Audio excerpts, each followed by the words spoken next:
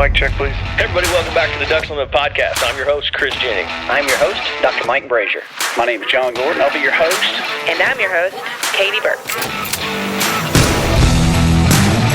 Hey everybody, welcome back to the Ducks Unlimited podcast. I'm your host, Chris Jennings. Joining us today on the welcome podcast to the is Ducks Bill Unlimited Gibson, podcast, gamekeeper the Kennels. only podcast about Bill, all things welcome to the waterfowl. podcast. From hunting insights to science-based discussions about ducks, geese, Awesome. and We're issues excited to have affecting you. I know waterfowl and we wetlands reached out to conservation in Daniel North Hayes, just trying America. to, We get bring the someone from resource Mossy to Oak on you. here. He's like, hey man, The he's like, I DE think podcast. Bill's going to be your guy. It's probably going to be a great interview, entertaining, and we get to talk about gamekeeper Kennels. But before we get to any of that, I'm going to do kind of what we always do with new guests on the show and just kind of let you introduce yourself and tell us a little bit about who you are, what you do, and how you got into doing it. Okay.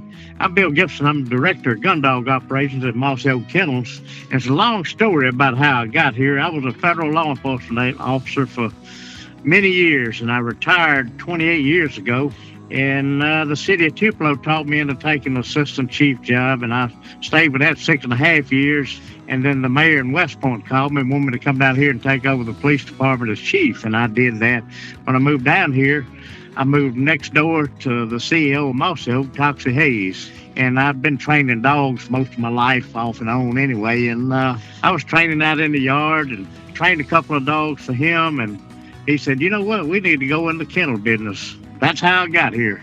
He talked me into that about 5.5, 6 years ago, and I've been here ever since. Enjoy every day of it. Awesome. That's what I was going to ask you, how long ago. I knew that the gamekeeper kennels hadn't been around for too long, but I was curious, 5 or 6 years ago. So, how many dogs do you guys have down there right now? Right now we've got, somewhere around 28 that belong to Toxie and I. And then we've got 11 in training right now. When you're going through this process, like the whole training process, and this is probably a little bit more kind of about your training methods rather than anyone else's, what's your process for training retrievers? We use the old-fashioned method, or whatever you want to call it, by just personal outlook on it. I don't use e-collars. I could, and I don't hold it against anybody that does, because that's a valuable training tool. But we use the British method. I learned a lot about training from guys in England and Northern Ireland and Republic of Ireland. And we apply those training concepts to dogs here in the kennel, low force training, as opposed to any other method, I guess you'd say. And we have really good luck with it. We very seldom have a dog that just is not going to make it. And most of those are coming from somewhere else. We've had none of our dogs that didn't make it through the training program. And we run 4 levels of training: level 1, level 2, level 3, level 4. And then we, once they're level 4, they're what we call a finished hunting dog. And a finished hunting dog would not be the same as a field trial dog, because our dogs depend on their natural game finding ability, use of their nose to find game. We don't believe in precision handling to a bird. We send them out a little downwind, let them pick the bird and bring it back. And they all work on the whistle. They take left, rights, backs. We just don't precision handle. We depend on them to find the game. So that would kind of put you guys more like, you do more like hunt tests rather than field trials, or do you guys even get involved in any of the hunt test stuff? I just barely have time to run the kennel. I don't have time to get involved. The only test I've been involved in was in Northern Ireland and Republic of Ireland. We went over there in 2004 and ran in the Irish International and the Atlantic Cup, and we won both of those as a team. And I think Ducks Unlimited sponsored part of that, along with Mossy Oak and P&O Fairs and Eukanuba. How did you get into running over there in Ireland? Was that something, did you know somebody over there, or was it just like, all right, we're going to go compete in this? I was helping Wild Rose Kennel at the time, and of course the trainers from over there were coming over here working at Wild Rose or visiting Wild Rose and holding training seminars, and I kind of got into that and got into it with Robert Milner up at Duck Hill, and I don't know, just kind of fell into it, I guess, is the best way to put it. He fell into Ireland. That's pretty cool, though. I mean, not very often you hear, someone who's competed and won in the Irish champions over there. That's pretty prestigious, actually. So are all your dogs that you have there at the Mossy Oak Kennels, are they all British Labs? That's what we refer to them as. A few of them came out of the Republic of Ireland, which is different from the United Kingdom. Some of them came out of Scotland. A lot of them came out of England. I think we've got several out of Northern Ireland, and we may have one out of Wales. So what is it if somebody just like wants a dog from Mossy Oak Kennels or Gamekeeper Kennels? How would they go about that business? Or are you guys just training them for them, or are you guys actually selling dogs? No, we don't really sell dogs.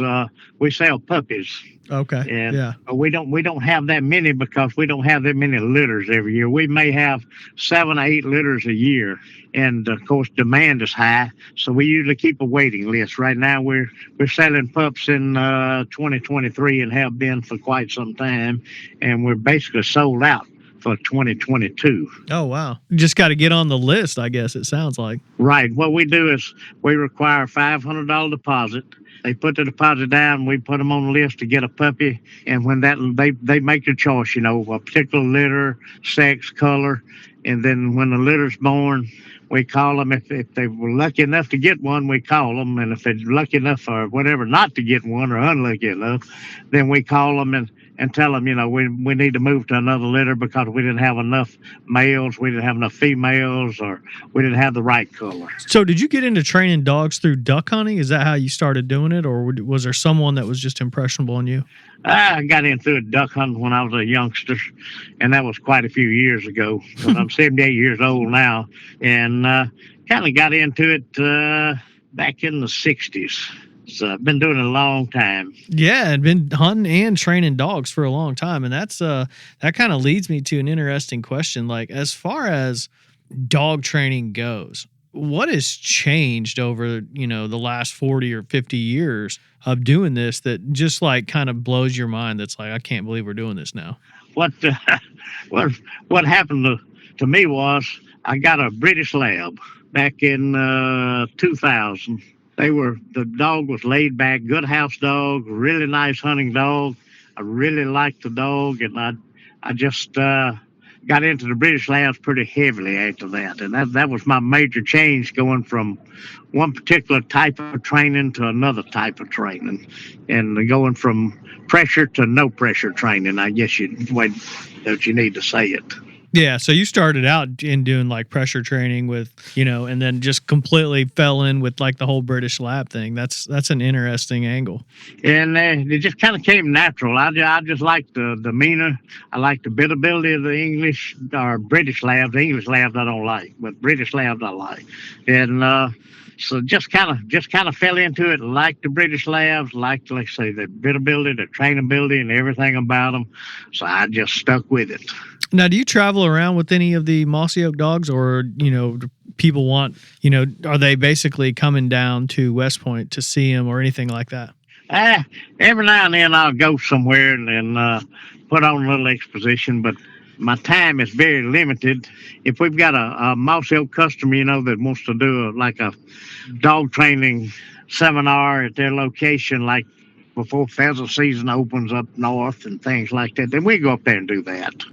And I used to go to the Ducks Unlimited Expo in Memphis when it was out there at Shelby Farms. Oh, yeah. A good bit, but that was prior to becoming affiliated with Mossy Oak.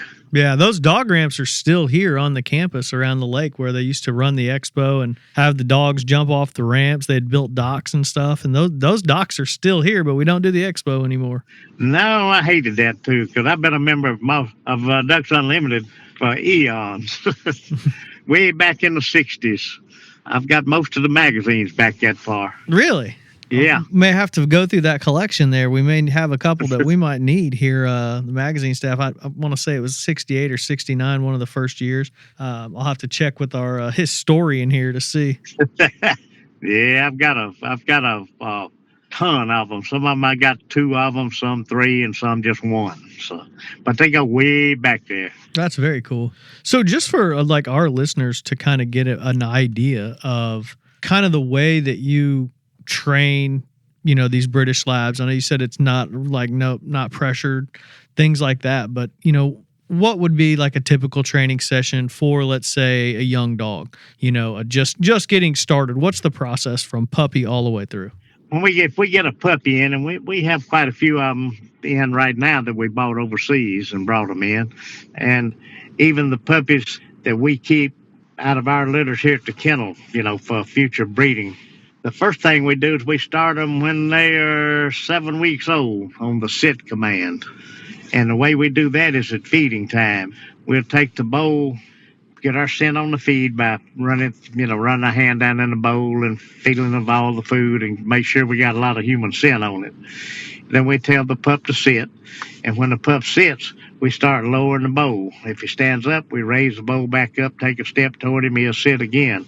And after 2 or 3 days, they'll sit on command, and they're not allowed to eat until we say okay.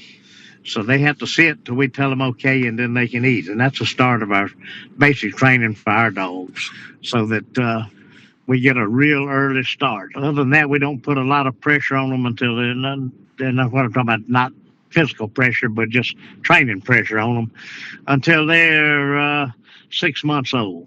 But the whole time, they we're teaching them sit. We're letting them follow us around the grounds and kind of teaching heel in an indirect method, just letting them walk with us. And then at 6 months, we start sure enough training with heel, sit, stay, place, and your basic obedience commands.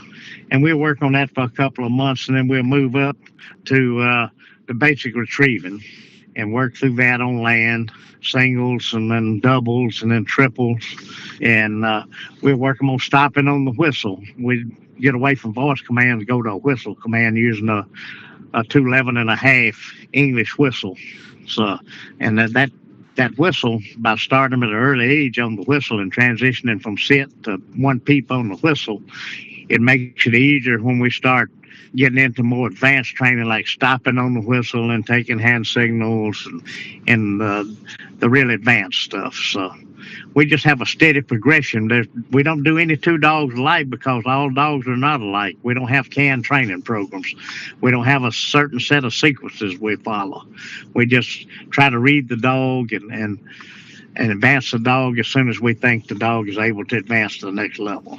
No, that's a really good methodology, and I got a couple other questions for you here regarding some introductions and stuff. But we're going to take a quick break, and we'll be right back, and we'll talk about some ways that you introduce different things to some of these dogs. Okay, sounds good.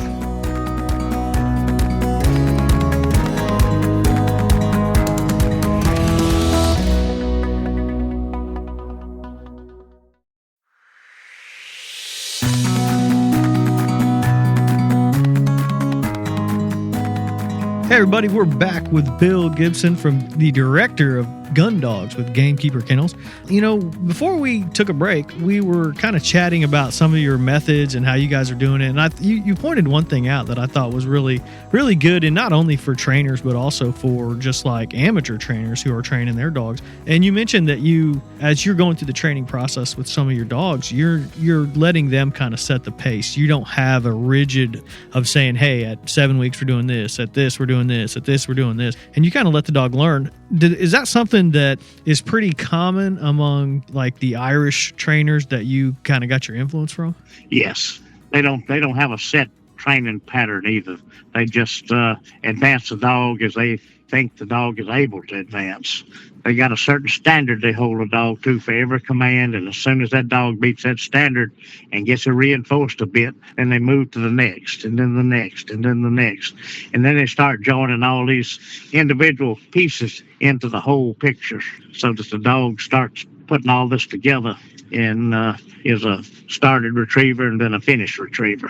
Yeah, that's great. And that leads me into my next question. And we had talked briefly off air about this, but one of the big things that we talk about here, and I've had, other trainers and people from all over kind of talking about, and everyone sometimes has a little bit different take on it. I think it's good to bring up other opinions, but introduction. So when are you introducing these dogs? You kind of went through the process there briefly, but so when are you introducing these dogs to water? We introduce them at an early age. We've got a little pond here in the place. The water level be high one week after rain and be a little lower the next week, but it's got a real shallow end.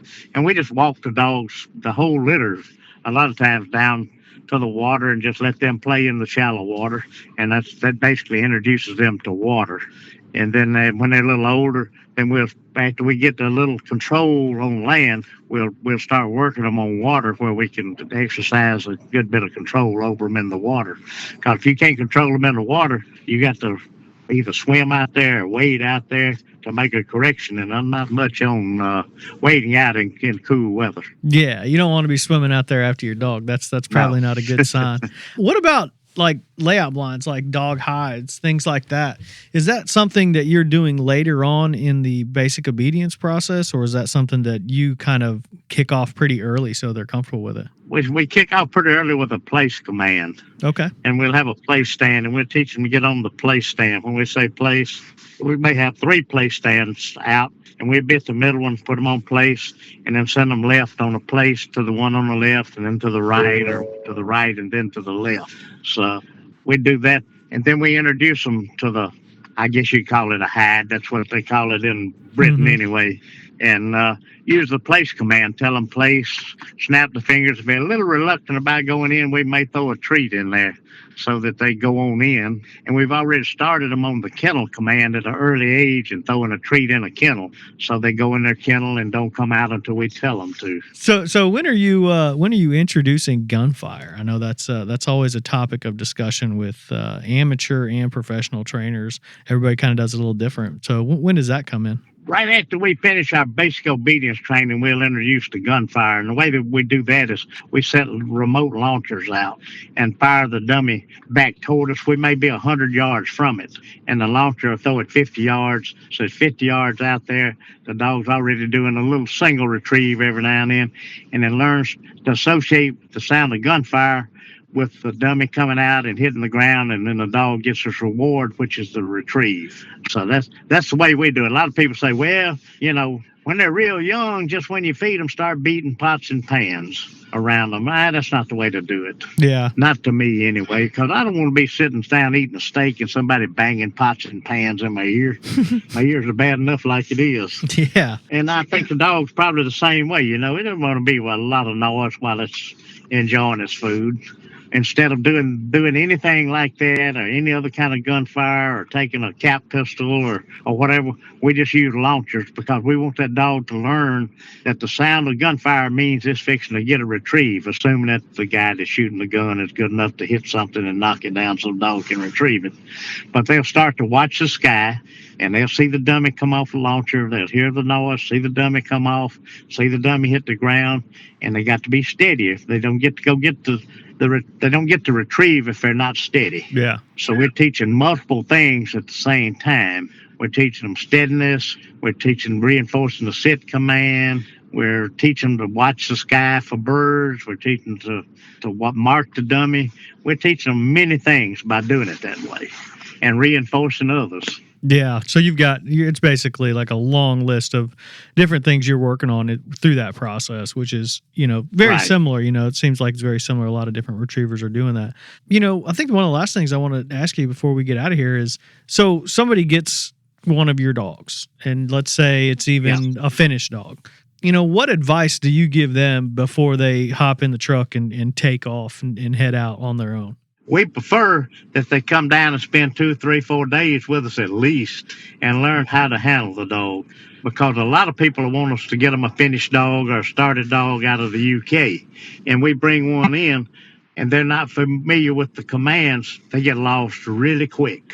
and the dog gets confused and does not know what to do because the commands over there are completely different. Not completely, but a lot of them are different from over here. Like they use a command over there, high lost, and that means hunt dead. So you either have to change the dog from high lost to hunt dead, or the person that bought the dog is going to have to learn to say high lost when he wants to hunt dead. But just little things like that they need to know. You know, how do you release the dog? We release the dog with his name and a snap of the fingers, a double release. And our rationale behind that is if the dog's in a duck blind and we got two dogs with a similar name, we knock a duck down and they call the dog's name and both of them think it's their name being called, they both go. But if you use a double, like a snap of the fingers and the dog's name, the dog's not going to go until you snap your fingers and call his name. So that's the way we train. We train with a double release command. So is there anything else that you want kind of our audience to know about Gamekeeper Kennels and what you guys are doing? Some awesome work down there with Mossy Oak. Is there anything that really stands out to you that pretty much everyone will ask, you're like, oh yeah, this is what we do. This is how we run our operation? Yeah, it's just we're just a dog operation. You know, we don't do anything else. We train dogs. We propagate puppies. We sell puppies. We'll bring in started or finished dogs from the UK if somebody's looking for one. But everything here is geared toward a hunting dog because we don't have time to field trial. My time is very limited. Yeah. If I had time, I'd probably be doing some of it, but I just do not have time. Yeah, we've had some of the field trial guys on here before, and they are pretty busy people. I know that. Yeah, and some of them, I got one dog in particular named Nola. Nola's a field trial and a hunting dog. She's 4 years old, or he's 4 years old, and he's retrieved over 5,000 ducks. Wow.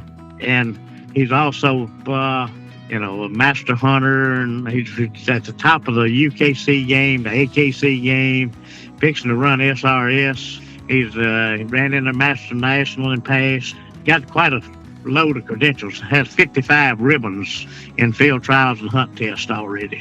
So, they're fully capable of doing that. It's just that we do not have time to participate. If I participated, then that'd be gone all the time. And it's just myself and one other assistant trainer. We stay busy. Well, Bill, I appreciate you taking the time to hop on here and just kind of describe your operation and tell us about the cool things you're doing down there and about some of the dogs. It sounds like you have some well-accomplished dogs down there for sure. We do. Some really nice dogs, really nice. Our puppies are really nice. They're easy to train. I'm just sitting here talking to you and watching them train a couple of our puppies that are now 8-9 months old. Oh, yeah. And it's an exciting game. Awesome. Something different every. Well, cool. Sounds like you enjoy it, and appreciate you taking the time and joining us on here today. Sure, no problem. Anytime you want me, I'm here. Absolutely. Well, take care, Bill. Thank you. Okay, thank you. Appreciate it. I'd like to thank my guest, Bill Gibson with Gamekeeper Kennels in Mossy Oak, for joining us today and just kind of describing their operation and telling us all about what they got going on down there. I'd like to thank Chris Isaac for putting the show together and getting it out to you. And I'd like to thank you, the listener, for joining us on the DU Podcast and supporting wetlands conservation. Thank you for listening to this episode of the DU Podcast. Be sure to rate, review, and subscribe to the show, and visit www.ducks.org/DU Podcast for resources based on today's topics, as well as access to more episodes. Opinions expressed by guests do not necessarily reflect those of Ducks Unlimited. Until next time, stay tuned to the ducks. Stay tuned to the ducks.